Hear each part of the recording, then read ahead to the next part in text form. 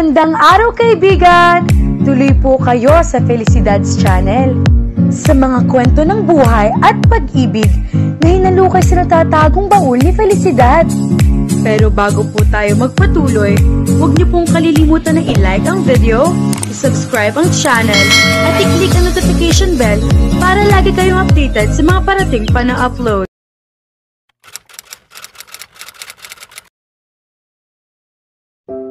Bumaba sila patungo sa isang hardin. Huminto si Clark sa tapat ng isang matandang puno ng bougainvillea. May 2 bench doon na yari sa mga troso at mesang pahaba. May barnis iyon sa natural lamang na kulay ng kahoy. Napatingala si Alanis sa lumililim na pahingahang upuan. Hindi man niya gustuhin, she was mesmerized. Never in her life had she seen a bougainvillea tree na kasing taas ng punong tinitingala niya. Hindi niya inisip na lalaking tulad sa isang puno ang halamang iyon. Hindi halos makita ang mga dahon dahil nakapaikot sa puno ang mga pulang bulaklak na ang iba'y sumasayad na sa lupa. Nakalimutan niya sandali ang dahilan kung bakit siya naroon. That bougainvillea tree is probably as old as you, ani Clark sa amused na tono. I couldn't remember when it was planted. I was still a boy. Mabilis ang pagbaling na mukha niya sa lalaki. She took a deep breath and composed herself. She wasn't here to admire anything. Maupo ka, Alanis. She did as she was told. Ngayon niya napagtanto kung bakit hindi man lang nainda ng tauhan ni Clark ang ginawa niya. She still felt tired and weak. Hindi pa nanunumbalik ang lakas niya. Nararamdaman pa niya ang epekto ng drug sa kanyang katawan. Si Clark ay naupo sa isang silyang kalapat na upuan niya. Ang mga lalaking iyon, she pointed out the men that strategically placed along the beach at sa mga punong kahoy at puno ng niyog malayo sa baybayin. Sa palagay mo ba'y mapipigil ako ng mga iyon sa pagtakas? Hindi ako nag-iisip na makakatakas ka, he said confidently. Inulit lamang ito ang sinabi ni Levi. You should be, dahil iyon ang gagawin ko sa unang pagkakataong makasilip ako. Alanis, para kang magnanakaw na nagsasabi sa may-ari ng bahay na pagnanakawan niya ito, he said amusedly.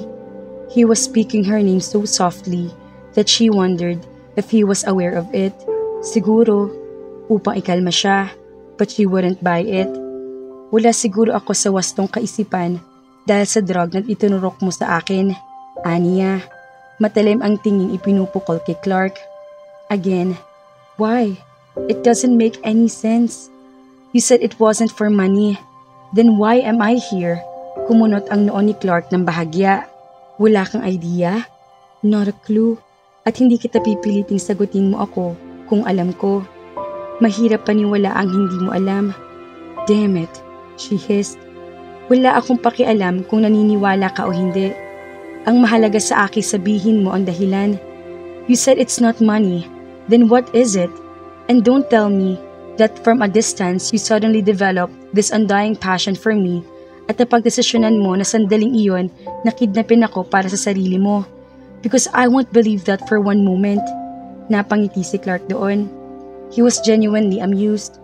Hindi siguro tumitingin sa salamin ang babaeng ito. Or she was just not vain unlike other women. Sa loob ng 24 na oras na minamatyagan nila si Alanis, hinihintay na mapalayo sa karamihan, inaintriga siya. Before he snatched her, he'd seen the sexy picture she made as she strode through the beach with his tight-fitting jeans and tank top, without any makeup and uncaring if her hair was wildly tossed by the wind. And now, though she was wearing an oversized t-shirt, yet the garment didn't hide her shapely body and the curves of her breasts. Alanis was a very alluring woman. Mahirap bang paniwalaan ang isang lalaki mapag-ukulan ka ng, per your word, undying passion? Yes, muling umangat ang mga kilay ni Clark. Oh yes, she was young, only 20, but could she be that naive? Didn't she know that she could make a man's loins swell with just a toss of her head? Or just by staring at him smiling? Or in blazing anger just like now? Hindi ka ba tumitingin sa salamin, Alanis? Again, she noticed that he spoke her name so softly. na para bang pinaglalaroan muna sa dila nito ang bawat letra ng pangalan niya. "Huwag mong iligaw ang usapan," singhal niya, umiwas ng tingin.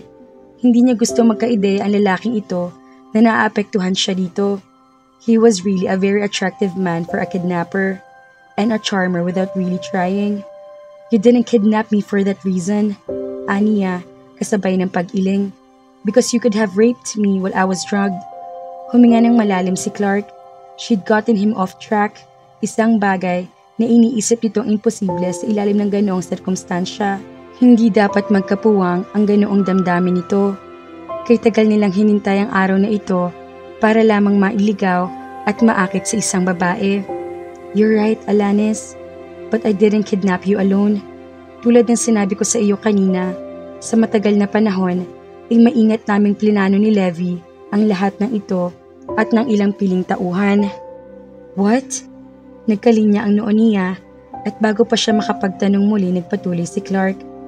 "Kalahating taon namin pinagplanuhan ang bagay na ito. We've got our chance when you left your fortress in Ipil-Ipil. So slim was that chance dahil hindi namin malalaman iyon kung hindi sinasadyang nakita ka ng isang tauhan ni Levi sa Cebu. Hindi ka pahihintulutang umalis ni Florendo nang walang maraming bodyguard. Before we could track you down in Cebu, you already left for Manila.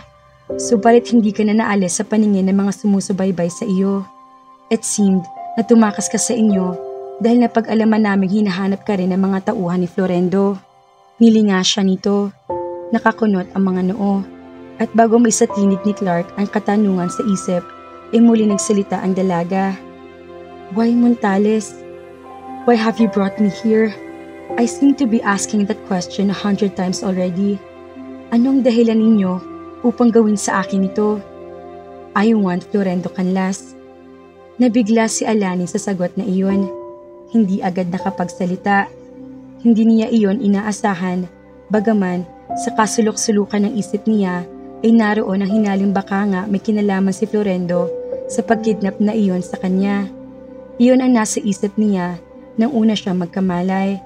She half expected to find herself in her room in Ipil-Ipil, with Florendo looming at her, so worried and agitated.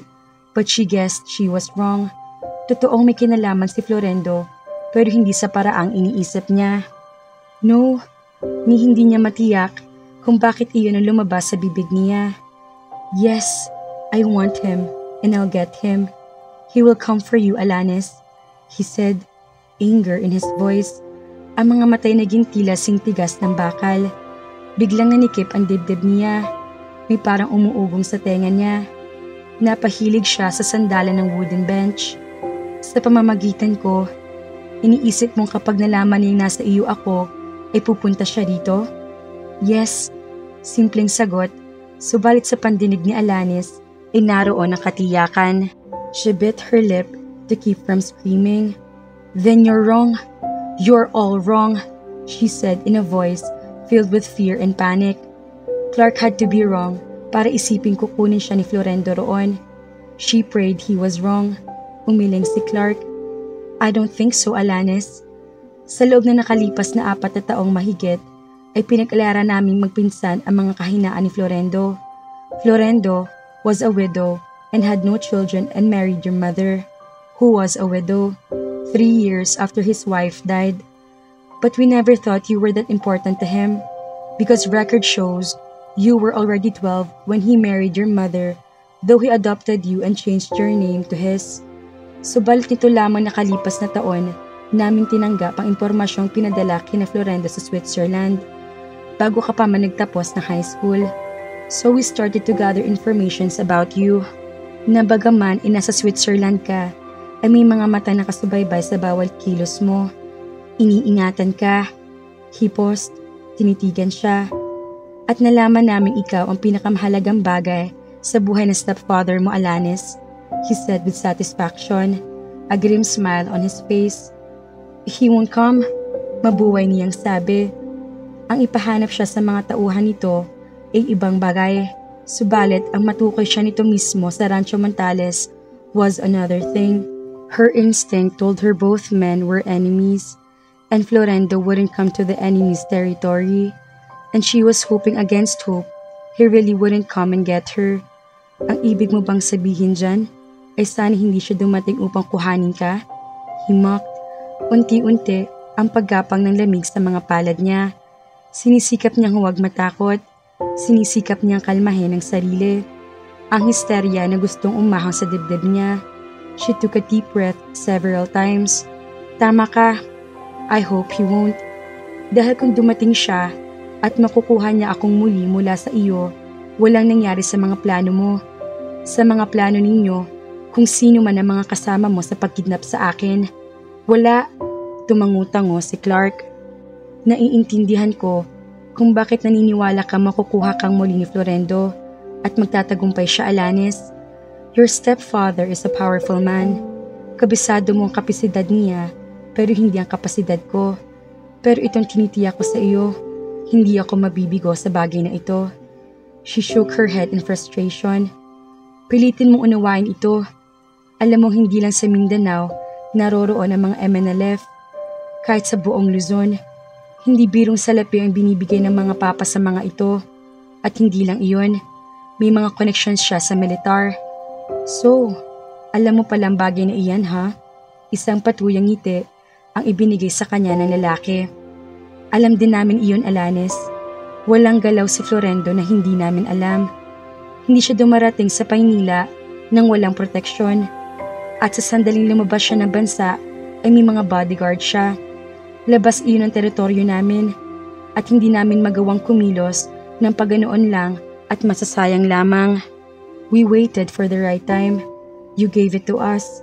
At sa nakalipas na mga linggo ay hindi tumigil si Florendo sa paghahanap sa iyo. Ginagamit niya ang connection niya sa Maynila. Even his military connections.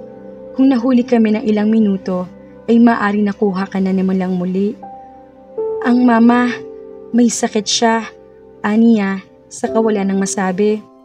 Hindi ordinaryong tao si Clark Montales kung nagawa nito subaybayan ang mga kilos ni Florendo sa nakalipas na mga taon. Alam din namin iyon. And I'm sorry, wika nito. Subalit ni hindi mahimigan ni Alanis ang sinseridad sa tinig nito. Pagkuway, kumunot ang noo ni Clark. Isa iyon sa mga ipinagtataka ko. Your mother is very ill, pero umalis ka ng ipil-ipil. Tumakas ka sa poder ng iyong mga magulang sa maikling salita. Ilang saglit ang lumipas bago siya nakahigaylap na isasagot. Hindi ako tumakas. Umalis lamang ako nang hindi nagpapaalam kay Florendo. We had a little misunderstanding. Yes, that's it. She lied. Patuyang umiti si Clark. Why? May hiningi ka ba sa stepfather mo na hindi niya agad ibinigay, Alanis? That is why you left? To torture him? With his money? Anong maaring hindi kayang ibigay sa iyo ni Florendo? Her hands clasped tightly on her lap.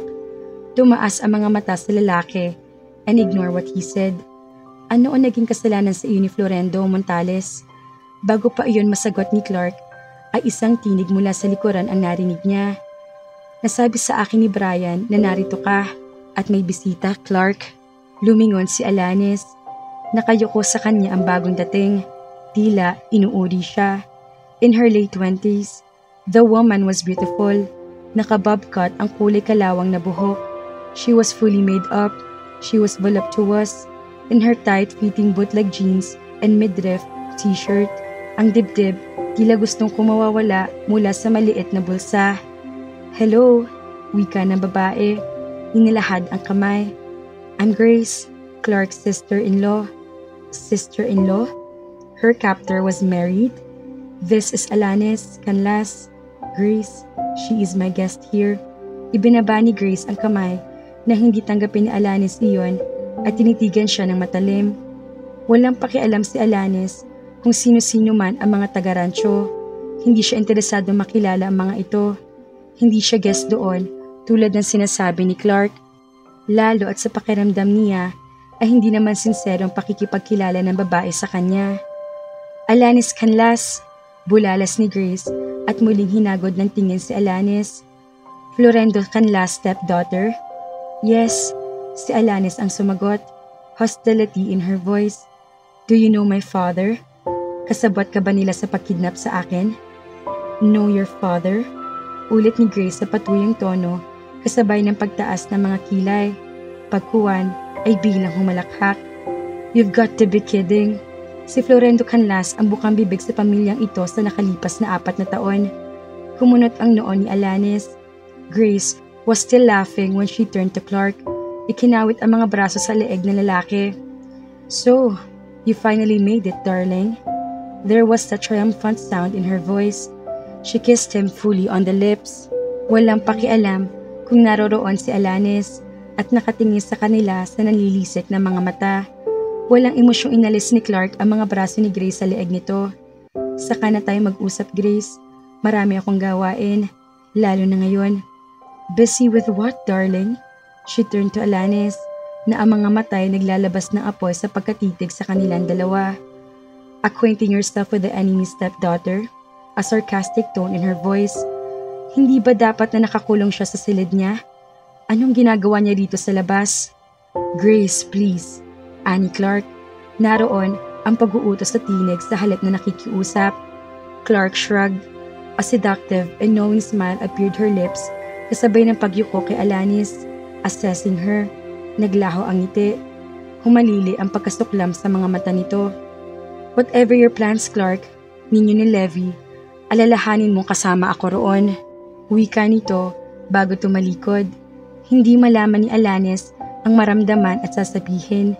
Gusto na niyang maghisterya sa maraming katanungan sa isip. She opened her mouth to speak, subalit bago nakalabas ang salita ay isang munting tinig ang narinig niyang muli sa likuran. Daddy! Daddy! Muli siyang napalingon. Isang batang babae ang tumatakbong palapit sa kanila at nagmumuntik-muntikan ng madapa dahil pababa ang bahaging kinaroroonan nila ni Clark. Sa likod nito ay ang humahabol na yaya. Sa malalaking hakbang, isinalubong ito ni Clark. Akma itong madadapa at mawawala ng panimbang ng masalo nito. Gotcha! Si Clark at kinarga ang bata na humahagikik ng tawa. She was cute and pretty. Her short ashed hair in riot curls. Maiitim ang mga mata tulad ng kay Clark at binagaya ng mahahabang pilik mata. In pink cotton signature t-shirt and shorts. Ikinalulungkot ko po, Mr. Montales. Sandali lang po akong tumalikod upang punuin ng tubig na pampaligo niya ang portable pool. Paglingon ko po ay wala na siya. Ang takot ng wika ng yaya. Sa susunod, ay pag-iingatan mong hindi makawala sa paningin mo ang bata, Eloy. Wika nito sa seryosong tono. At pagkuway, binalingan ng anak na karga. What are you doing up, sweetheart? Running from your yaya like that? Ang walang emosyon at matigas na tinig na naririnig niya kay Clark ay nahalinhan ng banayad na tinig. The steely eyes melted. He was softly talking to the child indulgently, and it came as a shock to her, just as she was astounded at the tenderness she saw in Clark's eyes as he softly kissed the child's head. This was the man who kidnapped her cold-bloodedly. You said you will come and play with me, wika ng bata, giggling and hugging her father tightly. Of course, sweetheart, he said tenderly, subalit sa bahagyang malakas na tinig. But I want you to meet Alanis first. Iniharap nito ang bata sa dalaga. This is Alanis. She's our guest. Wika nito sa mismong kanang tenga ng bata. Alanis, my daughter Caril. Hello, Caril said shyly. Ni hindi niya magawang sumagot sa pagbati ng bata sa kanya. Ni hindi siya makaisip kung anong sasabihin. Ikinabigla niya ang presensya ng bata sa rancho na natitiyak niya na papaligiran ng mga armadong lalaki. Higit sa lahat, ang kaalamang may asawa na si Clark. Anong sinasabi ng asawa nito sa ginawang pagkidnap sa kanya ni Clark Montales? May palagay siyang alam ng lahat ng mga taga-rancho kung bakit siya naroroon. Kahit si Nanita, who seemed so kind and so motherly, she was consumed by her own thoughts na hindi agad niya napuna ang pagtigas na mukha ni Kiel sa rejection niya sa pagpapakilala sa anak nito. Binalingan ni Clark sa Eloy. Come to your yaya, sweetheart. I'll be with you later, he said a little bit loudly. Promise? Promise, and cross my heart and hope to die. Wika nito. Muling bumalik ang ngiti sa mga labi para sa anak at iniabot kay Eloy ang bata. Sama mo siya? Wika ng bata na ang mga matay kay Alanis nakatuon at nakangiti sa dalaga. Nilapitan ni Clark ang anak sa yaya. No, sweetheart. Alanis is going to be busy to play with you. She pouted. You're busy? She's busy. Uncle Levy too. Why is everybody busy? Tila naiiyak na sabi ng bata at hindi kayang tignan ni Alanis iyon. Tila may pumiga sa puso niya. Remembering herself as a child, walang kasama kundi ang yaya. Though her mother loved her, umaalis ito sa umaga upang pumasok sa eskwelahang pinagtuturuan at kadalasan ay tulog na siya kung dumating si Antonio. Ganoon din ang ama niya who was almost away on business. She cleared her throat. I am not too busy to play with you. Yes, we can play, she said softly. Ilang sandali siyang tinitigan ni Clark. Huwag kang mangangako sa bata na hindi mo kayang tuparin, he said, almost in a whisper, pero naroroon ang banta sa tinig. Pinigil niya ang sariling gumante na maanghang na salita. Tiningala si Karel.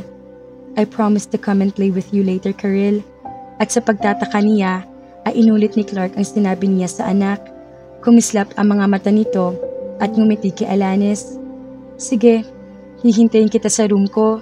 Ilang sandali pa ay dala na nito ng yaya pabalik ng bahay. You shouldn't promise anything you can't keep, Clark repeated in a tight voice. Ayokong sumama ang loob ng anak ko, lalo at Wina ay ang yaya ang lagi niyang kasama. I meant it. Tinitigan siya ni Clark. Matagal, tira, inaarok ang damdamin niya. Nagyuko ng ulo si Alanis. You can come to the nursery anytime. She'll be happy. Very happy. Wika nito. Bakit naririto ang anak mo sa rancho? Gayong sabi mo nga ay darating si Florendo upang kunin ako. Alam mo may mangyayaring karahasan sa sandaling dumating siya. May masasaktan. She would have said may mamamatay kung hindi niya pinigil ang sarili. Tumatayo ang mga balahibo niya sa kaisipang iyon na hindi imposible mangyari. My daughter will be safe here. Safe? You've got to be kidding. There will be a war sa sandaling mangyaring inaasahan mo. Come on, Alanis. Alam mong hahanap ng paraan si Florendo upang agad na makagante at masaktan ako. At walang iba yan kundi ang aking anak. My daughter's the only one I couldn't survive losing. Kaya naririto siya kung nasaan ako. At anong sinasabi ng asawa mo sa bagay na iyan? Muli siyang tinitigan ni Clark. Sa pagkakataong iyon, ay sinalubong niya ang mga mata nito. Kasabay ng pag-TM ng mga bagang nito ang sagot. She's dead. Wala siyang masabi. Nagyuko ng ulo. To say she was sorry would be too trite. Bukod pa sa hindi lalabas sa bibig niya iyon na sincero. What is it between you and Florendo, Clark? Clark's eyes went intent on her. Yun ang unang pagkakataong inusan ni Alanis ang pangalan niya. He must have gone out of his mind para isipin kay sarap pakinggan mula sa mga labi niya ng dalaga ang pagbigkas ng pangalan nito. He cleared his mind with those unwanted thoughts. Are you sure you want to know? He said dryly. Baka masira niya na pagtingin mo sa iyong kinikilalang ama. Huminga siya ng malalim. Gusto ko pa ring malaman, she said determinedly. Ano ay dinahilan ni Florendo sa inyong mag-ina nang bigla na lang kayong umalis sa Maynila? Ikaw ay biglang ipinadala sa Switzerland at si Florendo at ang mama mo ay sa Mindanao. She closed her eyes and tried to remember. Because of my mother, she was sick, and Florendo said she needed a new environment and that he had bought a property in Mindanao. Paismed nang umiti si Clark. Well, he lied, he said in steely voice. Florendo lied to you and to your mother. Then he hesitated for a while, tried to keep the anger out of his voice, took a deep breath bago magpatuloy ang pagsasalita. You may or may not have heard of this, at maaaring hindi mo paniwalaan si Florendo Canlas ang may kagagawan. You adore him.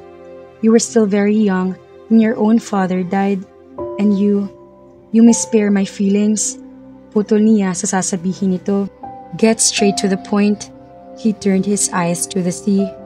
4 years, 5 months, and 11 days ago, my wife Chrisette, who was 8 months old pregnant with Karel, my parents and Levy's parents, his wife Almi, and their 5-year-old son Levy Jr. were in a private van that would take them here.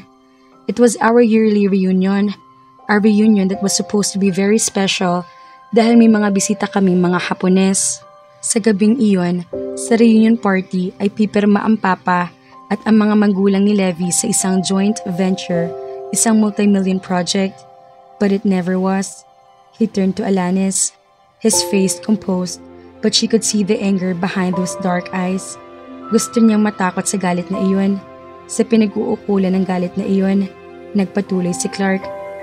Alina lang sa dalawa, hindi pinagkaabalahang sabihin ng informant ni Florendo na nauna na kami rito ni Levy sa rancho o hindi nito alam. O nagmamadali informant ng stepfather mo at walang nasa isip kundi ang kabayaran sa gagawin niya. Because we were here a day ahead entertaining the Japanese businessman. At nang araw na patungo ang buong pamilya namin pauwi ng Capistrano, sa isang pataas na kurbada, isang payloader ang sumalubong sa van nila. He paused at sinuro nito ang van at hinulog sa bangin. Alanis was too stunned to speak. She remembered it very well. She saw it on the TV screen. She even remarked why her mother had kept on watching the news when nothing was really new. 3 days later, nang dumating si Florendo, ay niyaya sila nitong kumain sa labas upang mag-celebrate. How could she know that they were celebrating for the death of an entire Montales family? Sa pagsasabi kay Alanis na nangyari sa pamilya nito, ay hindi inalis ni Clark minsan man ang mga mata sa dalaga. He wanted to see her reactions. It shocked her. Nakikita nito iyon sa mga mata ng dalaga. Odd, but it pleased him. Ang kaalamang walang nalalaman si Alanis sa krimen na ginawa ni Florendo sa pamilya nito ay nakakasiya dito. Why? She was too shocked and wasn't even aware that she uttered a word. Matagal na magkaribal sa negosyo ang mga Montales at si Florendo. Hindi pa marahil magkakilala ang iyong mama at si Florendo na magbitiw ito sa pagkasenador. Isa iyong eskandalo na pinagpiestahan ng media. And your mother must probably haven't been reading the papers or watched the news. Sinabi nitong huling sinabi sa matabang na tono. Dating gobernador si Papa sa probinsyang ito, and Levy's father was chief of police in Capistrano. At pinatunayan ng uncle ko at ng papa ni Levy ang involvement ni Florendo sa maraming korupsyon at drug smuggling. Ginagamit niya at ng mga kasamahan niya ang isa sa mga pribadong beaches sa probinsyang ito para daungan at bagsakan ang ipinagbabawal na gamot. Sandaling huminto si Clark pero nakatuon pa rin ang mga mata kay Alanis. Si Karel, kaninong? She was the only survivor. Putol ni Clark sa tanong niya. Nakita ni Alanis ang paggalawan ng mga muscles sa leeg nito sa tinitimping galit. There was no survivor. Her voice trembling. I read it on the papers on the plane too. Muli ay pinutol ni Clark ang sinasabi niya. How my wife did it, no one knows. It was probably that she jumped out of the van. Siya lang ang hindi nasunog at sumabog ang katawan. Isang mangangahoy ang pababa sa bundok sa kabilang bahagi ng daan. Nakita niya nang ihagis ng dalawang lalaki ang isang granada sa bangin. Oh God, a bile rose from her stomach to her throat. Sinikap ni Alanis na huwag lumabas iyon. A pregnant woman, a child, an entire family. Hindi nila gustong mag-iwan ng kahit na sinong buhay. His voice hard like steel. Salamat sa mga ngahoy. Nakita nito ang pagmamadaling pagsakay ng mga kriminal sa jeep. A painful smile appeared his lips. Patakbo nitong tinungo ang pinangyarihan ng pagsabog. Nakita niya ang asawa ko habang bumababa siya at nagpapadaos-dos sa bangin. Naipanganak ni Crisette ang anak namin nang wala sa oras and was still alive when that witness found her. But she died seconds later of blood loss and shock. She was speechless. She was too shocked para irehistro ang sa isip na sinasabi ni Clark. If you noticed, patuloy ni Clark, kailangan kong lakasan ang sinasabi ko upang marinig ni Karel. Her left eardrum was damaged. Ang kanan ay hindi gaano. Marahil sanhin ng pagsabog ng granada. Oh God, magiging permanent ang damage ng tenga niya. When she found her voice, it was quivering. Gumitaw ang inosenteng mukha ni Karel sa isip niya, smiling prettily at her father. She could have died too. Ayon sa mga espesyalista, ooperahan ang kaliwang tenga ni Karel when she's old enough. 8, 9 years old. Dadalhin ko siya sa ibang bansa. But as of now, may mahalagang bagay akong dapat asikasuhin. Muling tumigas ang mukha at tinig nitong niyuko si Alanis. Ngayon, masisisi mo ba kami upang maghiganti kay Florendo Canlas? Kung si Florendo ang may kagagawa na sinasabi mo, bakit hindi siya hinuhuli ng batas? Bakit nanatili siya nakalalaya? It has been more than 4 years. Surely, walang ebidensya magtuturo kay Florendo Alanis. Binayaran niya ang 2 taong gumawa ng krimen. Ang magbubukid na nakatagpo kay Karel ay inilihim namin upang proteksyonan ang buhay nito. Binayaran namin ang media upang wag lumabas sa mga periodiko na nailigtas sa anak ko sa pamamagitan ng mga ngahoy. Na nakita ng mga ngahoy ang mukha ng 2 kriminal, na malinaw niya na ipaguhit sa cartographer ang mukha ng 2 taong binayaran ni Florendo, and we've been tracking and paying almost everyone underground upang maituro sila. Ang isa'y napatay bago namin natagpuan. 2 years ago, natagpuan namin ang isa bago pa siya maipapatay ni Florendo. He is now under our protection with a promise that he will protect his family kung tatestigo siya laban kay Florendo. Your stepfather would have allowed them to live had he not known that we are after him, and he left Manila nang malaman niya hindi kami kasama ni Levi sa van. Bakit ninyo inilalagay ang batas sa inyong kamay? Nasa inyo ng isang testigo. Magagawa na ng batas na hulihin siya, she said frowning. Isang paismid ng ngiteng lumabas sa bibig ni Clark. Then, it would be war against the government and the MNLF. Hindi gugustuhin ng gobyerno iyon. He was under their protection. He was giving them money and arms, gaya ng sinasabi mo. Niyuko nito si Alanis. Kaya kailangan ka namin upang lumabas sa lungga niya si Florendo. Wala akong kinalaman doon. Ni hindi niya marinig ang sariling tinig. Iyon ang kinalulungkot ko, Alanis. Paniwalaan mo man o hindi, labag sa kalooban ko madamay ka sa gulong ito, he said emotionlessly. Papatayin mo siya? Hindi niya makuhang isipin ang isang tulad ni Clark at Levi ay ilalagay sa mga kamay ang batas, and yet she couldn't blame them. Ikinalulungkot niya ang nangyari sa pamilya ng mga ito, subalit wala siyang kinalaman doon. Hindi siya dapat na naroroon bilang hostage. If necessary, ang malamig ditong tugon. She felt herself shiver. Pinuno niya ng hanging dagat ang dibdib. Sandali niyang pinalipas ang panginginig ng mga tuhod. Pagkuwan ay marahang tumayo. Dinaanan niya ng tingin ang lalaki.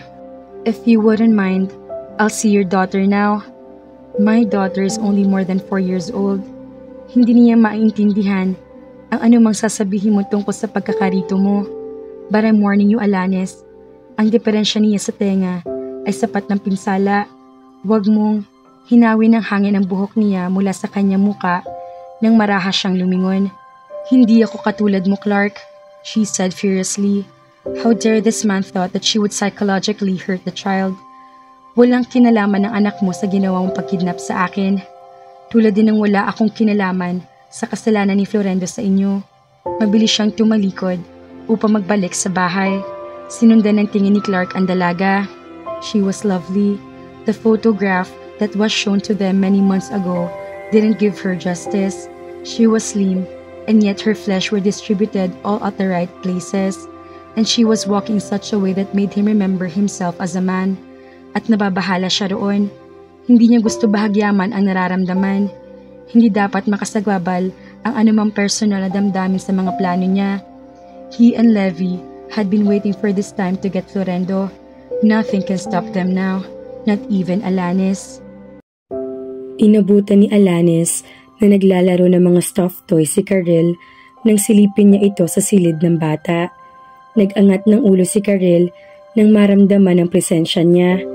Oh, you came! Kumislap ang mga mata nito at ngumiti.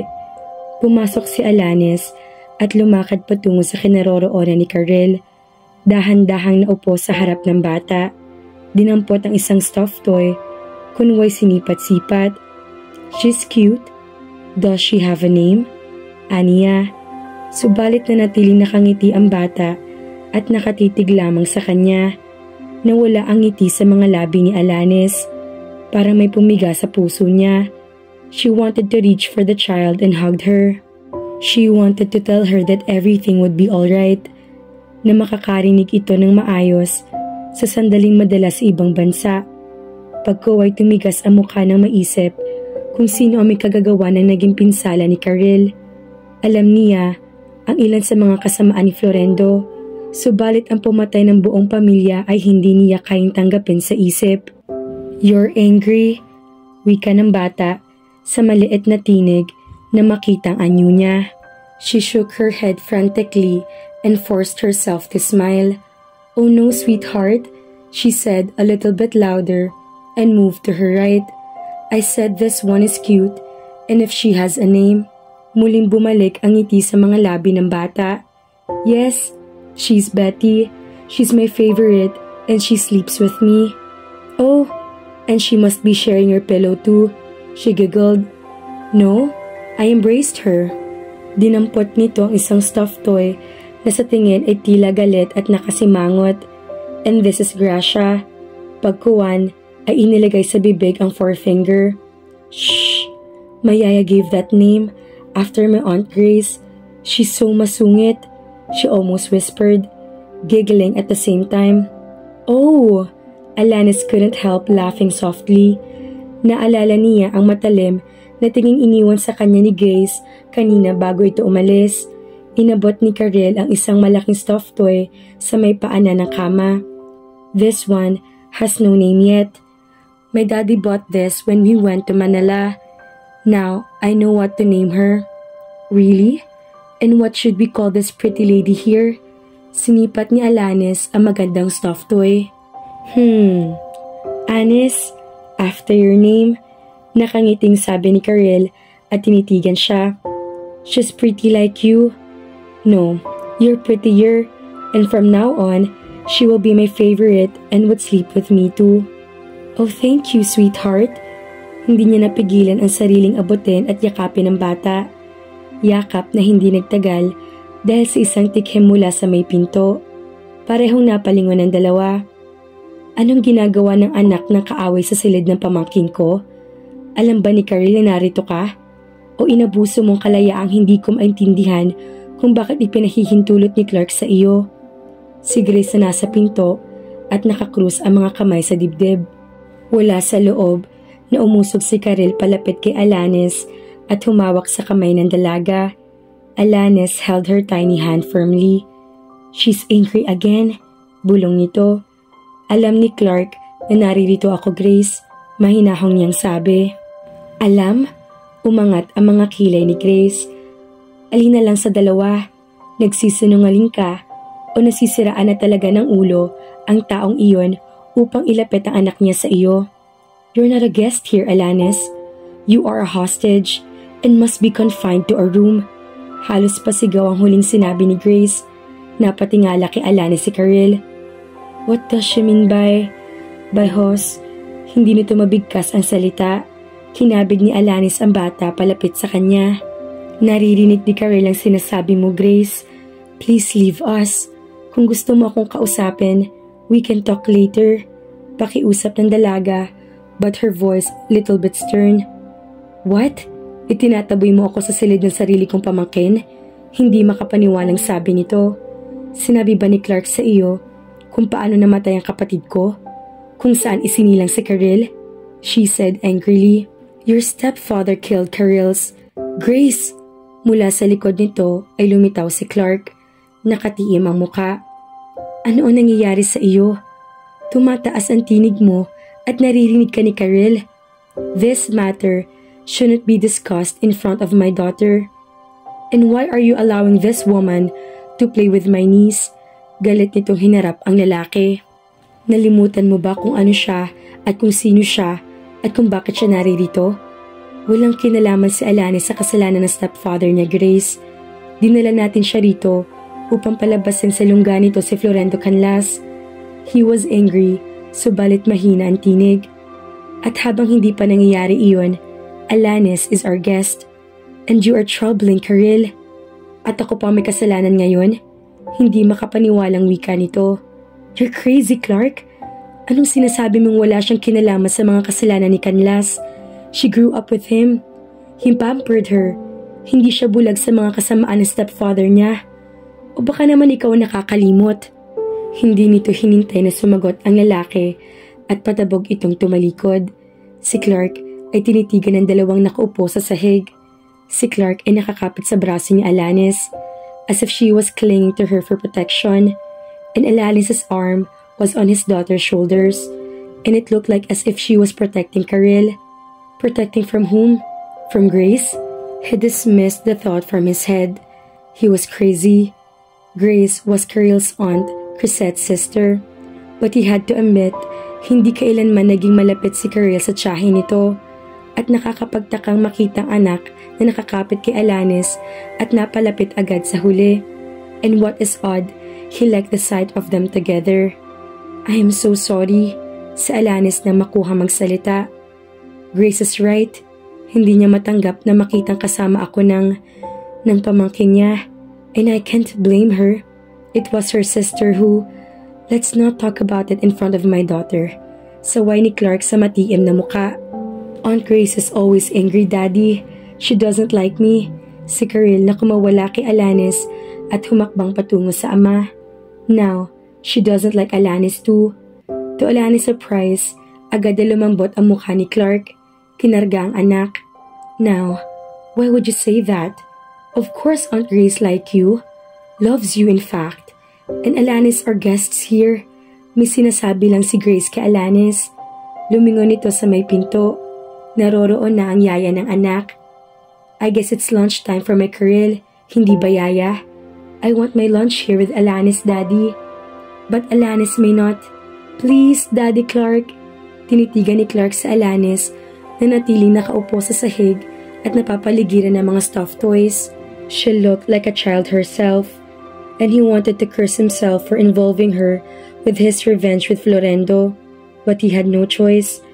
If it's okay with Alanis, nagtatanong ang mga mata nito sa pagkakatitig sa dalaga. I'll eat here. Thank you, he almost whispered. Binalingan ang yaya at nagbili magpasok ng pagkain para sa dalawa sa silid. Ibinaba ang anak at walang lingon tumalikod. Sinabi ni Alanis kay Eloy na siya na ang bahala kay Karil. Pagkahatid ng pagkain ay muling lumabas ang yaya. I don't like Aunt Grace. Wika ng bata makalipas ang ilang subo ng pagkain. Don't say that, sweetie. She's your aunt. But she doesn't like me. Wika ng bata kasabay ng pagsasalubong ng mumunting kilay nito.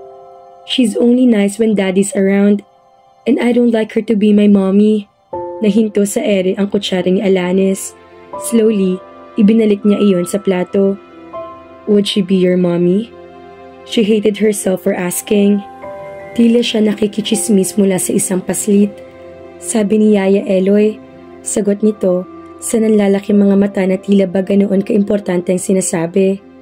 Love daw ni Aunt Grace si Daddy, and Daddy will marry her so I will have a mommy, she said with a wisdom beyond her age. But perhaps, my Yaya is wrong. Aunt Grace wouldn't be my mommy. Hindi malaman ni Alanis ang iisipin. May lohikong sinasabi ng bata na narinig mula sa yaya. Kailangan ni Karil ng ina. And who would be the best choice but her mother's sister? Pero bakit may pakiramdam siyang hindi niya gustong sang-ayunan iyon? Bakit may bahagi ng pagkatao niya ang tila tumututol? Dahil ba naniniwala siya sa sinasabi ng isang paslit na mabait lang si Grace sa pamangkin kung kaharap si Clark? Surely that wasn't true.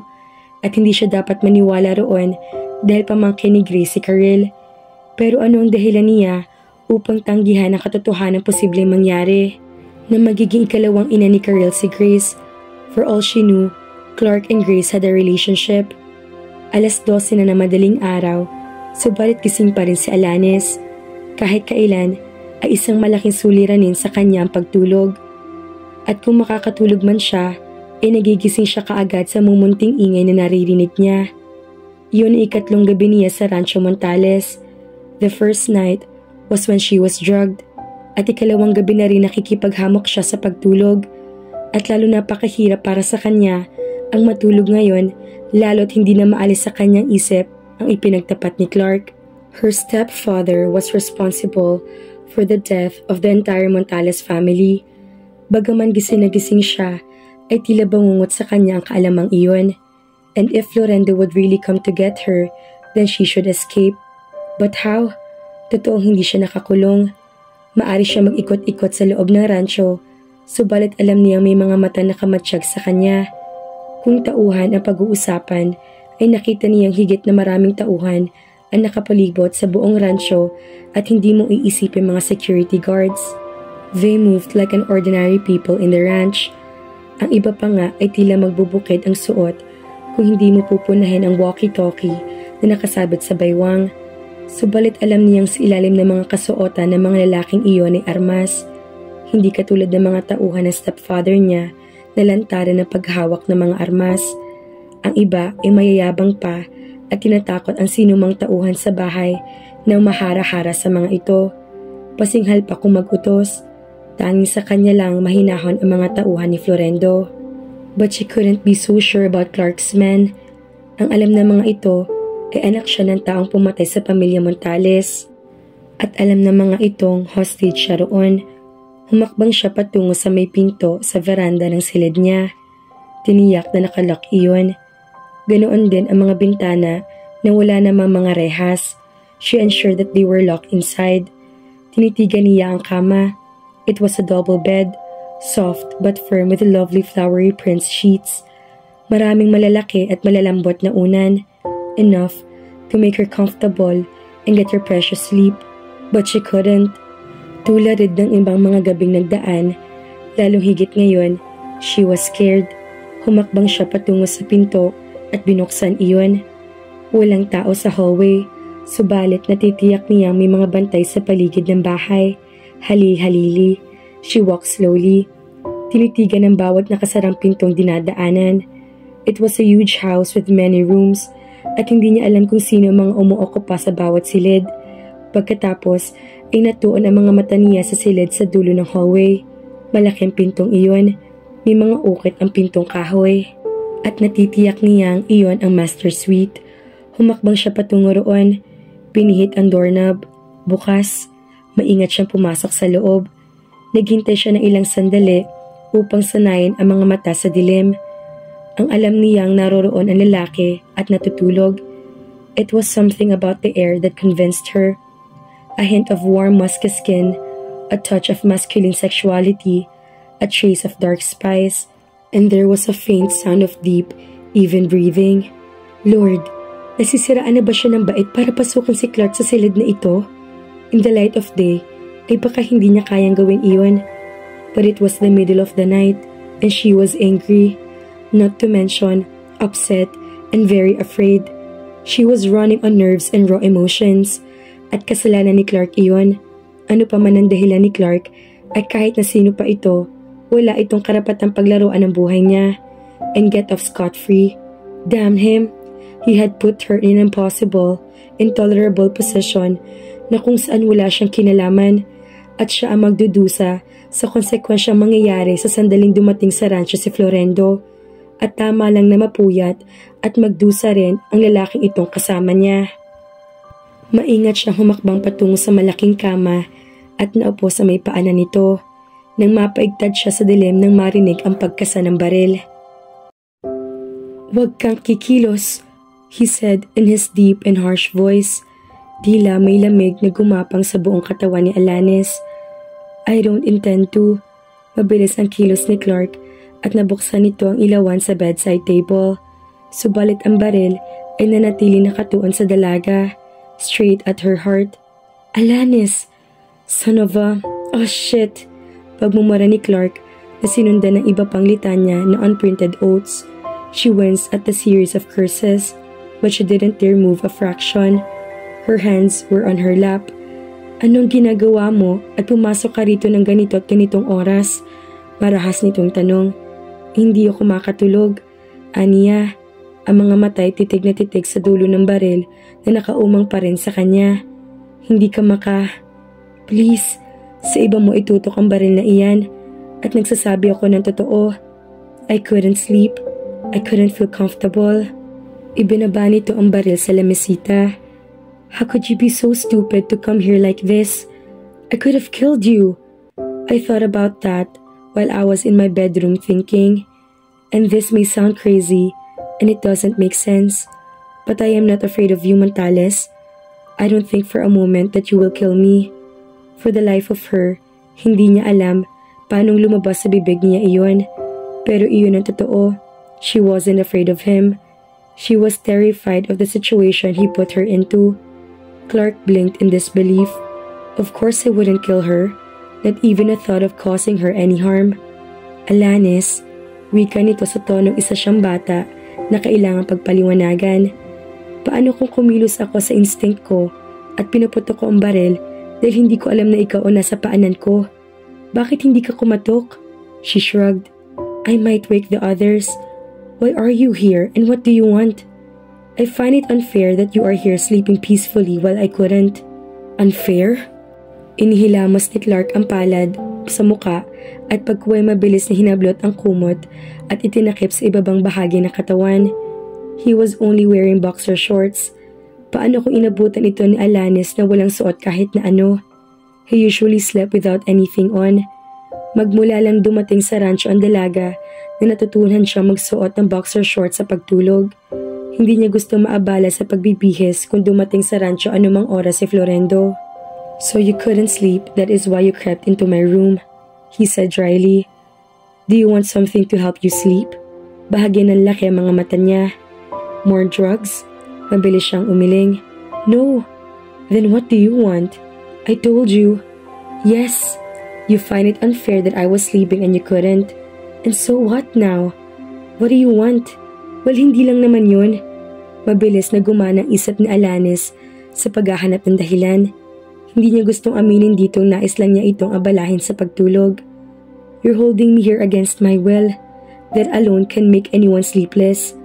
Kung iyan ang dahilan kung bakit hindi ka makatulog, then I guess you know the answer to that, Alanis. Well, there's something else. For Pete's sake, what is it? He asked patiently. Odd. Maliban kay Karel, wala siyang taong nagpapasensyahan nito ng ganoon. Ang mga unan, walang komportabling unan sa silid ko. Yes, I'm used to a certain type of pillow at hindi ako makatulog kung wala iyon. At para sa iyong kaalaman, wala nang sapilitan mo kung dalhin dito ay hindi pa ako nakakatulog na maayos. Huminga ng malalim si Clark. Hindi nitong gusto ang isip na kahit na ano. He'd been dreaming about her, he realized. Bagaman hindi nito matandaan kung ano napapaniginipan nito, basta naroon lang si Alanis tulad na nakikita niya ngayon. Her hair soft, her skin infinitely touchable, her eyes confused, and there was something like fear. He wasn't sure about that though. Her oversized shirt hung loose over her body and fell to just below her hips.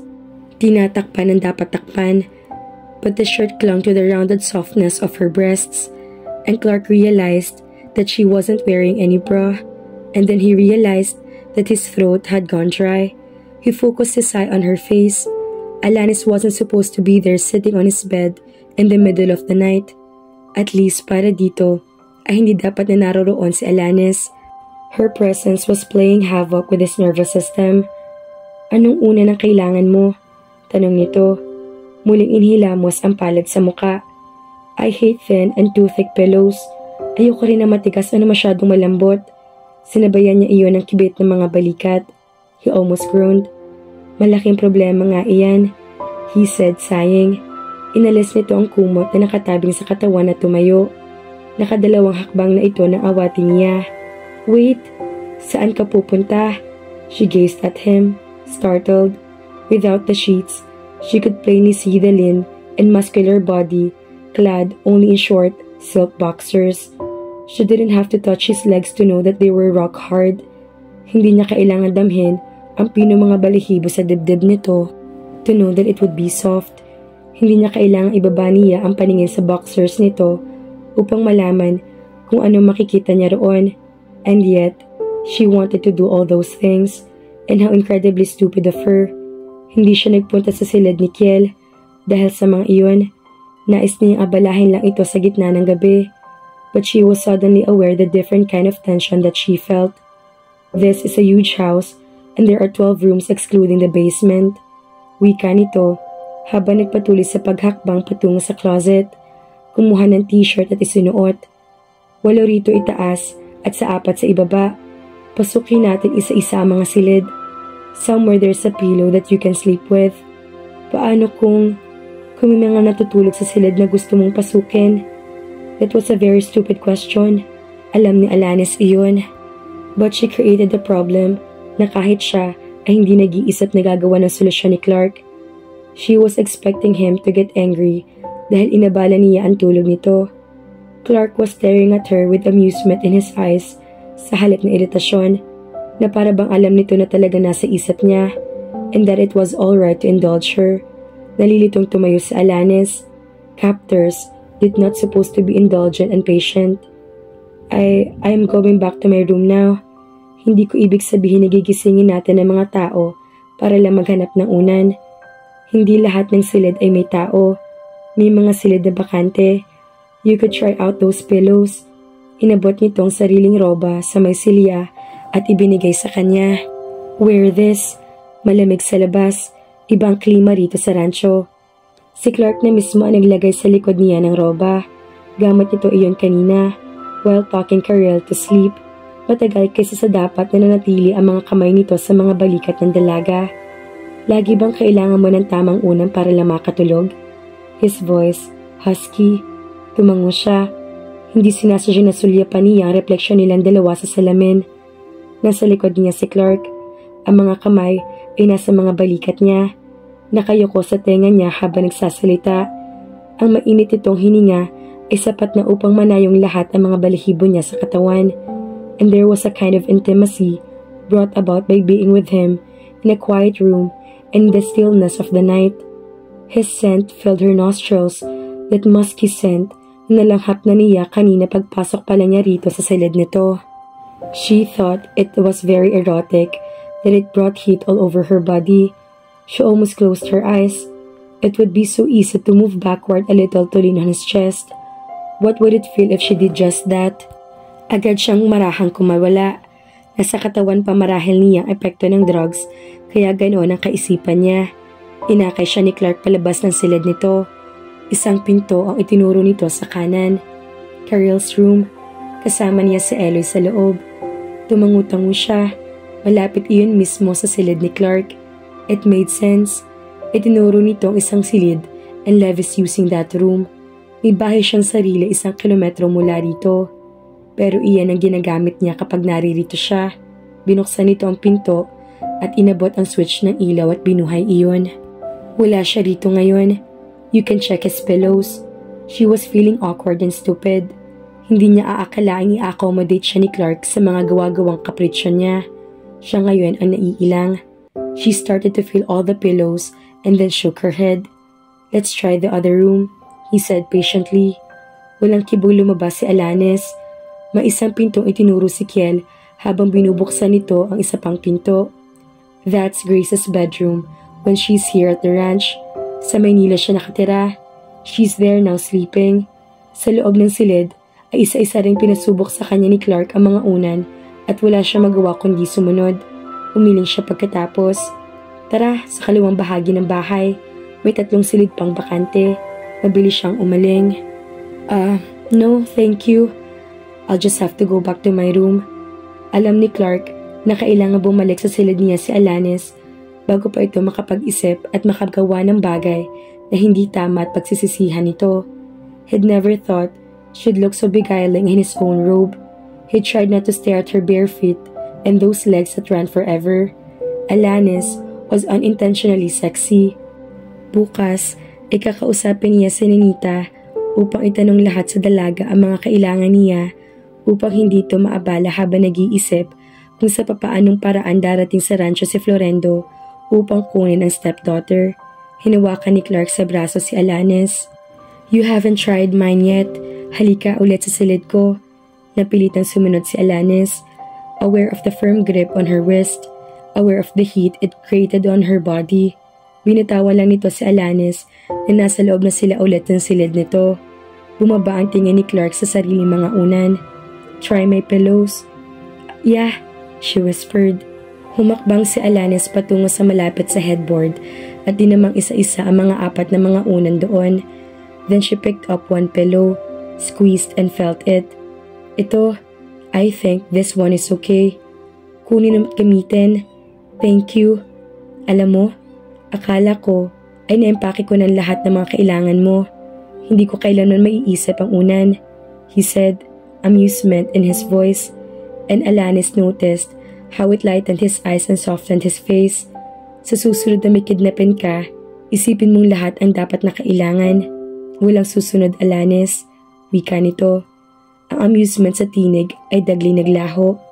"Do you think you'll be able to sleep now?" Isa nagahapong tanong ay sinagot ni Alanis. Niyakap na mahigpit ang unan. Clark thought she looked lost and vulnerable. It was his fault and was disgusted with himself. Pero wala itong magagawa. Hinubad ni Alanis ang roba nito at iniabot dito. Wala sa loob na tinanggap iyon ni Clark. "Good night," ani Alanis at lumabas ng pinto. Ilang sandali na nakalabas ang dalaga ay nanatiling nakatayo si Clark. Nakatitig sa pintong nilabasan ng dalaga. Pagkatapos ay itinaas sa ilong ang roba nito. It still held the warmth from her body, a subtle hint of floral fragrance. It mingled with his own.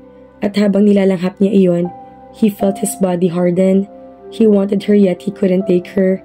Hindi niya magagawa. She was forbidden. She was his enemy's daughter. Nakayakap si Alanis sa una ni Clark habang pabalik sa silid niya. It still held his scent.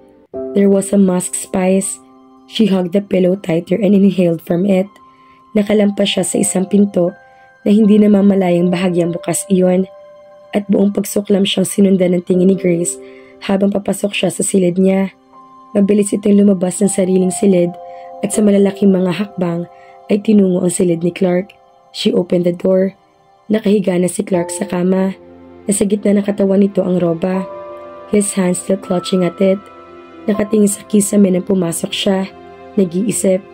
He would have brought back the rope to his nose nang maramdaman ang pagbukas ng pinto. "What? Grace? Ano ang ginagawa ng babaeng iyon dito sa silid mo sa ganitong oras ng gabi?" she asked angrily. Isang ungol ang pinakawala ni Clark. "It is so unfair that you're peacefully sleeping while I couldn't sleep." Maybe Alanis was right. He sighed at tinitigan si Grace sa pantulog nitong wala naman tinakpan. Sapat-sapat upang subhan ang init na nararamdaman niya. But when he looked up to her face, mukha ni Alanis ang tila nakikita niya roon. He blinked twice. "At anong ginagawa mo at gising ka pa sa oras na ito, Grace? Huwag mong ibalik ang tanong sa akin, Clark." She walked to his bed. Naupo sa tagiliran niyon, sa tabi ng lalaki. "Ano ang ginagawa ni Alanis rito sa silid mo? Hindi ako makapaniwala ang anak ng kaaway na pumatay sa kapatid ko at sa mga magulang mo at..." "Shut up, Grace," he said angrily. "Alanis came in here because she couldn't sleep. She wanted some kind of pillow that would make her comfortable." "Pillow?" Nanlaki ang mga mata ng babae. "Yun ba ang dahilan? Kaya dala niya ang unan mo patungo sa silid niya?" May halong panunuya ang tinig nito. "She was even inhaling from it. If I wasn't mistaken, sinasamyo niya ang amoy mo mula sa unan mo, Clark." He had an idea that Alanis did just that. Sa loob pa lang ng silid niya ay mahigpit ng yakap ni Alanis ang unan niya. And it added the ache that he felt at the moment. Ache that was meant for her only. "She's in a strange house and place, Grace." He reasoned out for her. Hindi mo maiaalis kay Alanis iyon. Ang hindi maging komportable sa silid niya. We are holding her against her will. She is Canlas' daughter. Stepdaughter. Not his flesh and blood. Wala siyang kinalaman sa ginawa ni Florendo sa pamilya ko. My God! You are singing a new song, Clark? Months ago, nang planuhin ninyo ni Levy ang pagkidnap sa kanya, ay wala kang ganyang katwiran. Walang tanging mahalaga sa iyo, kundi ang magdala siya dito sa rancho. At ngayong narito siya, ay please Grace, putol ni Clark sa sinasabi nito. I'm tired. Ang buong maghapon ko ay naubos sa pakikipag-usap sa mga tauhan at kay Levy. Sa paghanda, gusto ko magpahinga. Ilang sandaling tinitigan ni Grace ang lalaki. Sinikap alisin ang galit. Hindi tumatalab kay Clark ang histerya nito. Then she smiled seductively. She ran her fingers through the fine mat of his hair in his chest. "You've been neglecting me, Clark. I've been counting the months and days and hours. Give yourself a break, darling. Hindi ako naniniwala hindi mo ako kailangan. Ang ipinagdaramdam ko, bakit kailangan ako laging lumalapit sa iyo upang punuan iyon?" Huminga ng malalim si Clark. Since she saw Elena's photograph more than a year ago, she haunted him in his sleep. Nakangiti ito sa larawan, but her eyes said something, and that intrigued him. Ang manakanaka-ugnayan nila ni Grace ay tuluyang naputol. "Darling, pagkatapos ng lahat ng ito, sa sandaling mabihag ninyo ni Levi si Florendo, sigurado naman ay may isip mo na mabuting tungkol sa ating dalawa." She was hugging him now, her head on his chest, her tongue licked the silky flesh. "Grace, Kirill needs a mother, Clark. You know that. At walang ibang tao magmamalasakit sa anak mo, kundi ako. Kirill's my sister's daughter and my own blood too." Her hands started to travel down the middle of his thighs. He was a man and had been without a woman for a long time. Subalit hindi niya magawa ang malinaw na pinahihiwatig ni Grace. May bahagi ng dibdib niya ang umaayaw. Dating walang iyon dito. "Stop it, Grace," he said firmly. Inalis niya ang kamay nito. "Go back to your room. We both need our sleep after a hard day's work." Natilihan si Grace sa rejection na iyon. Dumapa si Clark upang ihanda ang sarili ng muling pagtulog. Unaware that he was clutching his own robe at dinala sa mukha iyon. "Pakipatay ang ilaw paglabas mo, please." Hindi nito nakita ang pagtalim ng mga mata ng dalaga. Good morning. Kasabay ng pagbaba ng tasa ng kape niya sa platito, ay napalingon si Alanis sa pamilyar na tinig. Si Clark ay humakbang patungo sa mesa. Basa pa ang buhok mula sa pagligo. Clark really was the best looking man she had ever seen. In blue faded jeans that hugged his thighs and legs like a second skin. Nagmamadali marahil ito dahil hindi nito naisara ang ilang botones sa shirt nito. O talagang sadyang hindi nito isinasara iyon. And it gave her a hint of the male beauty of his torso. But then, she had seen his body last night, hadn't she? He smiled at her. Hinila nito ang silya sa tapat niya at naupo. Sinalina nito ng kape ang tasa. Tinampalahan iyon. "Nakatulog ka ba ng mahimbing? Has my pillow made you comfortable?" he said casually after a sip from his coffee. "Yes, thank you," simpleng sagot niya. Komportable siyang umiinom ng kape kanina bago dumating ang lalaki. Kung bakit bigla siya nailang na dumating ito ay hindi niya alam. Kailangan bang tamang una na gamitin mo upang makatulog? There was a hint of amusement in his voice. Bahagyang tumango si Alanis. She couldn't tell why those eyes made her uncomfortable. Ganoon man, ay gusto niyang sabihin kay Clark na hindi lang unan ang dapat na komportable siya. Kailangan lahat sa paligid niya ay komportable siya upang makatulog. But she couldn't tell him that and elaborate. "Kinausap ko na si Ninita ngayong umaga. Sinabi kong kausapin ka at tanungin kung ano pa ang mga bagay na kailangan mo upang maging komportable." His voice gentle at naroon ang sinseridad sa gustong mangyari. At hindi gusto ni Alanis iyon. Gusto niyang kamuhian ng lalaking ito sa pagkidnap sa kanya. "Inaasahan mo maging komportable ako bilang hostage mo?" she said sarcastically. "If you think I would feel that way, then you are out of your mind, Mr. Montales." Galit at wala sa loob na inabot ang maple-flavored syrup at naglagay sa pancake niya. "Kung ninais kong ikulong ka sa silid mo o alinman sa 3 silid sa basement, ay magagawa kong madali. And then feed you with water and bread. Pero hindi yun ang ginawa ko, Alanis. And I suppose I should thank you for that," she said sarcastically. Umiling si Clark, and in a weary tone, "No, hindi ko inaasahan iyon." Padkuhan ay huminga ito ng malalim. "Ilang araw lang, Alanis. It wouldn't even take a week. I should hope so. Others would have considered it as a vacation." Hindi kumibo si Alanis. She toyed with her food. Totoo ang sinabi ni Clark. Magagawa nitong ikulong siya. Subalit maliban sa kaalamang naroon siya bilang hostage, iisipin ng sinong mga makakikita sa kanya na mga taga-rancho naroon siya bilang nagbabakasyon. Nag-angat siya ng muka. Alam ba ng lahat ng mga taga-rancho kung bakit ako naririto? Lahat ng mga naririto sa bahay na ito at ang mga nakikita mo sa labas, of course, maliban kay Karel at kay Eloy, ang mga trabahador ay may sariling mga bagay sa ibang bahagi ng rancho na malayo rito. Pag-aari mong buong rancho, gaano kalaking lupain na sasakupan nito? She asked purposely. She heard him chuckle softly. Nahuhulaan nitong tinutumbok ng tanong niya. Kung gagamitin ko ang salita ng mga matatanda, ang lupain ito ay hindi maliparan ng uwak, Alanis. Kulang ang isang araw upang maikot mo ang buong rancho. Levi and I own this ranch. Nag-init ang mukha ni Alanis sa marahang tawang iyon. Diniretso ang tanong. Okay, sabihin mo sa akin kung paano ko makakatakas sa ranchong ito. Amusement crossed his eyes. There are 3 ways. By air, by sea and by land. May yate at mga bangkang dimotor ako. Subalit hindi ka makakalapit man lang sa mga iyon. Bukod sa lagi may mga matang sumusubaybay sa iyo sa sandali lumabas ka ng bahay, those boats are heavily guarded. I see. Kung sa pamamagitan naman ng ere, I have an airfield situated at the highest point of this land. I have 2 choppers.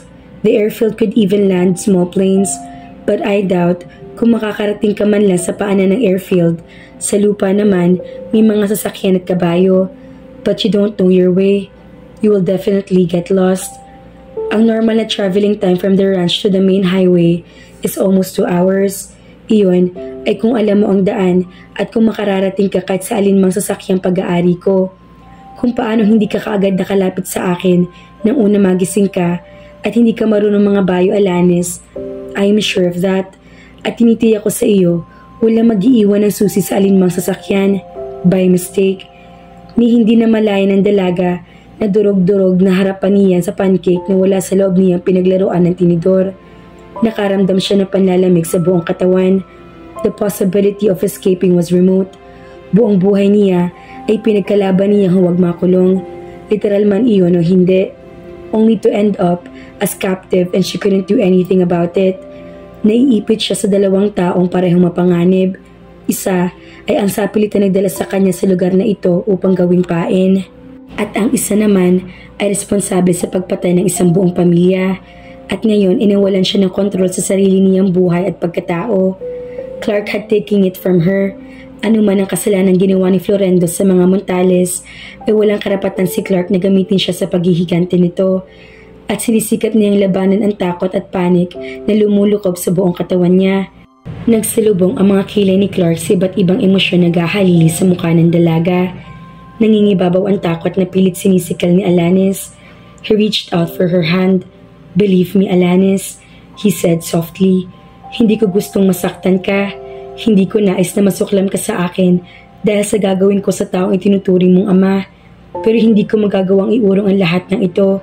Isa lamang ang maipapangako ko sa iyo. Hindi ka masasaktan sa sandaling magtagpo ang landas namin ni Florendo. Physically, at least. You couldn't know that, Clark. This is the 4th day. Si Clark nang malingunan ang paglabas ni Levi sa veranda. Natiyak mo bang natanggap na ni Florendo ang mensahe? Positive. All we have to do is wait. Sagot ni Levi. This is the part I hated most. Patuloy ni Clark. Dinala sa bibig ang goblet na may lamang alak and took one to swallow. The waiting, trying to guess what would Canlas do first. Iyan din ang nararamdaman ko. Si Levi grimacing. Pero nakahanda tayo riyan. Ang mga tauhan sa pier sa Maynila at sa iba pang daungan ay nakahanda. Ganoon din ang mga nasa airport. We would know kung kailan siya darating. Hindi sumagot si Clark. Muling dinala sa bibig ang goblet at inubos ang laman nito. Sinulya pa ni Levi ang relo sa baso. 2:00 na pa lang ng hapon. Unusual para kay Clark ang uminom ng alak sa ganitong oras. Gaano man ang tensyon ng sirkumstansya. Something's bothering you. What is it?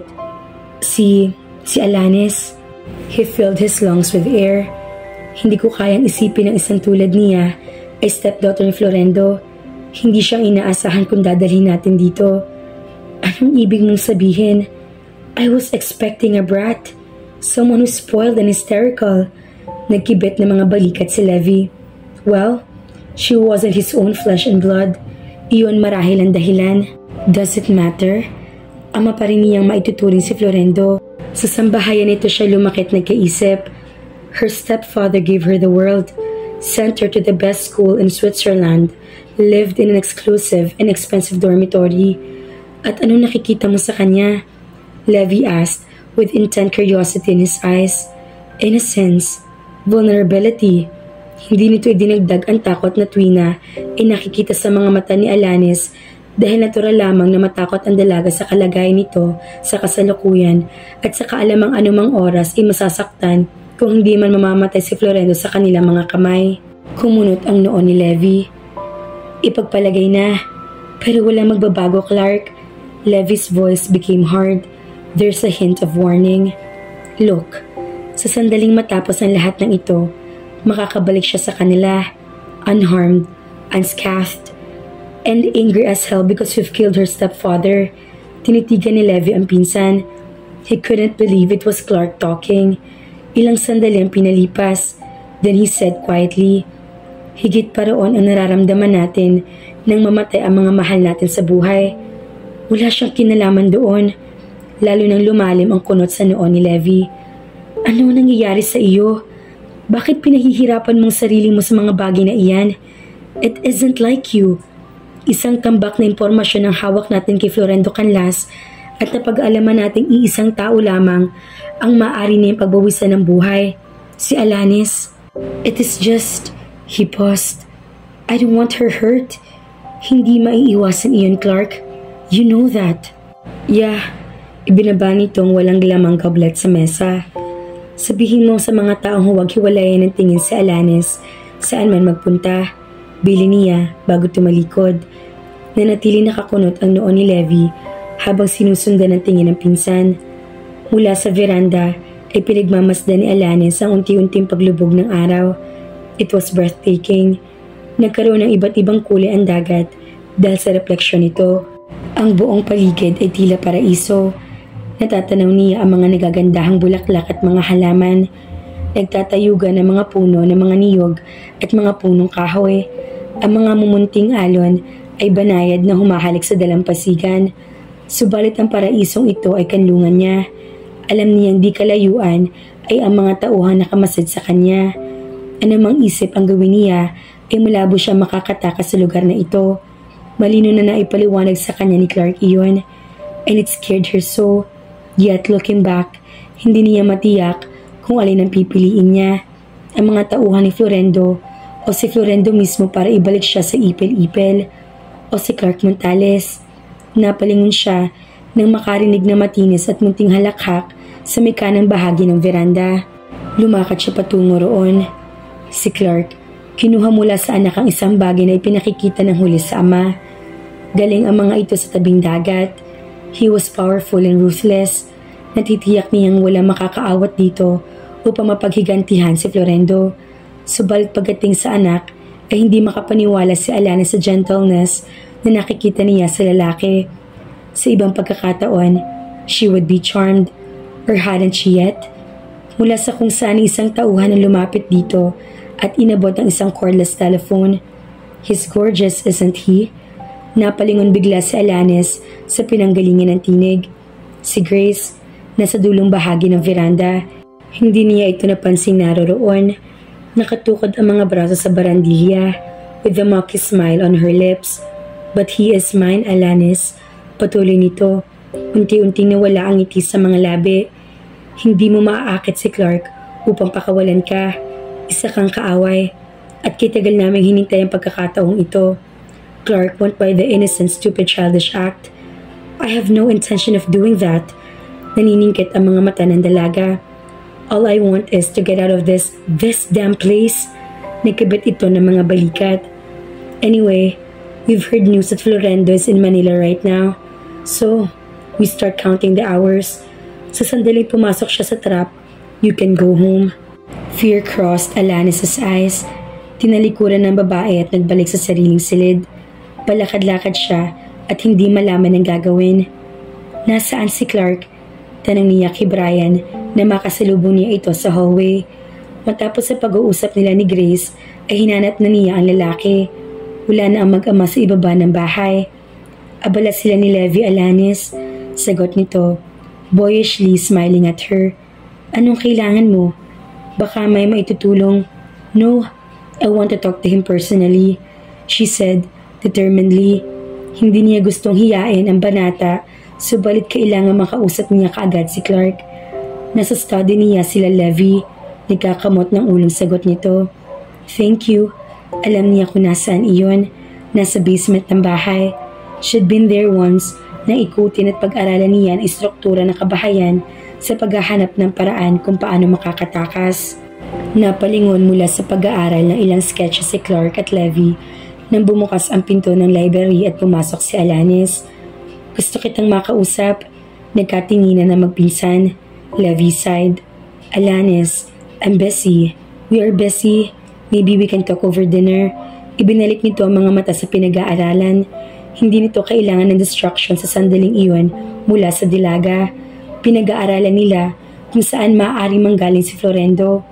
Hindi ito dumaan sa mga normal na ruta.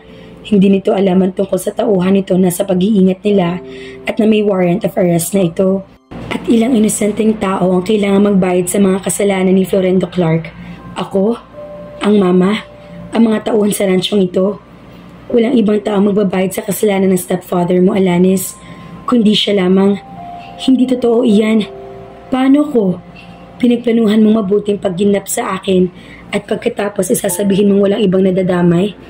Tumiim ang mga bagang ni Clark. Wala akong magagawa sa bagay na iyan. Kung may ibang paraan maliban sa iyo ay ginawa na namin at kailangan ko si Florendo. You don't know what you're talking, she shouted hysterically. Tinabig ang blueprint sa mesa. Mabilis na nahawakan ni Clark ang mga kamay niya. Tuloy sa paghihisterya ang dalaga. No, you can't allow Florendo here. You can't. Alanis, please. Nahihirapang sabi ni Clark. Noon lang nito nakita si Alanis na nagpakawala ng ganoong emosyon mula ng araw na kidnapin nila ang dalaga. And without being aware, nakakulong na si Alanis sa mga bisig ni Clark. Ang histerya niya ay nauwi sa mga hikbi. Huminto siya sa pagpiglas at umiyak sa dibdib ng lalaki.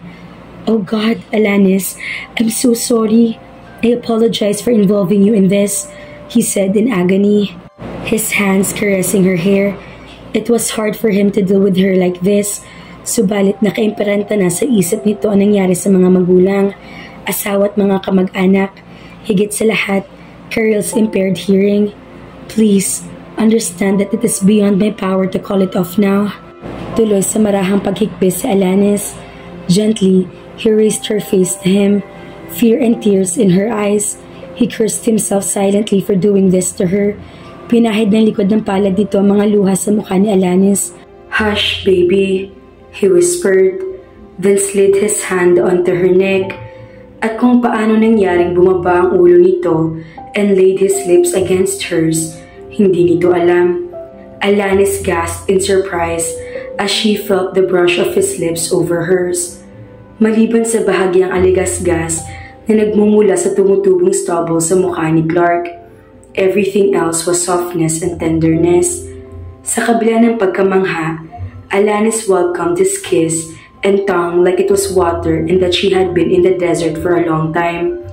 Kung sino unang humiwalay ay walang makapagsabi. They were staring at each other na para bang noon lamang nila nakita ang isa't isa.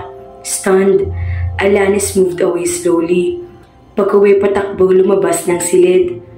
Damn! Si Clark tinabig ang lahat ng laman ng mesa. Damn! Hindi maintindihan ni Clark kung anong gagawin niya ang desisyon, mga ka-Felicidad. Ano kayang mangyayari kapag dumating na sa rancho? Kaya naman, abangan!